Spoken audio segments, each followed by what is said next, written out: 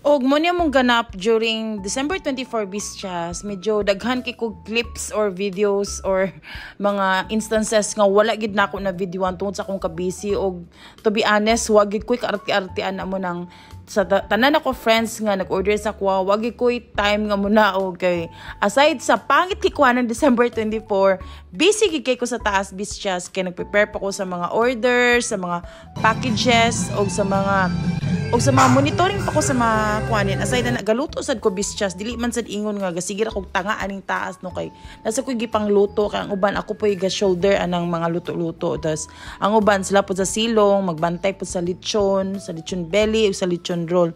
O kani siya nga package bisyas, grabe kani siya kabarato kay for only 9,000 pesos. Inana na kadaghan no og mo na pud ni nagprepare na pud mi sa uban package na naampoy nag-order sa mga package nga 2,600 which is motong 4 ka dishes, and then napoy 6,000 package nga all in all 8 dishes na siya. Apil ang dessert, apil ang katong baked spaghetti og mo niya mong ham. Kabalo mo katawanan kining ham kay gamay ra magi ga-order sa slice ham kay syempre what is 50 pesos nga ma-add sa imong ball ham no, pero every time nga makita nila ang sliced ham bisyas, mag-slice ham na pud na tawon ang tanan customers nga naghanaan anang December 24 kay mag-claim silang ham. Og mo nang nakadugang pud kay ni siya sa akong kuano sa akong gipambuhat kay di ba sayon mag-slice og ham, di ba? Dabi na kung wala na nimo na defrost daan kay naka-frozen man gud ang ham, then mo na day ni paggabi na day ni, then inanay gid ka simple bisyas.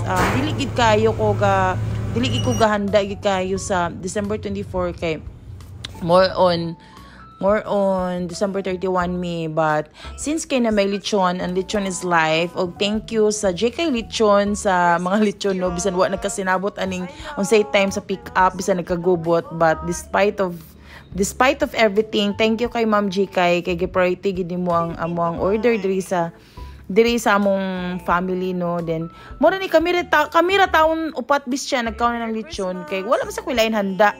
Tanawan yo agi ko lain handa, then mo na kung maglechon na lang ta uy kaysa naman, di ba, kaysa naman maglituluto pa kog kandi. Gisumahan sad kay ko kung kana kong gipang baligya mura pud among kaunon, so muna kay bisyas murag di na pud ko kakaon sa Pasko. And since kay upat ra mi kabuk diri sa balay bisyas mo nang pura-pura kami aning lechon sa JK no. And that's it. Merry Christmas everyone from our family to yours, and thank you so much for ordering your food with us, and see you all sa New Year na sad. Bye.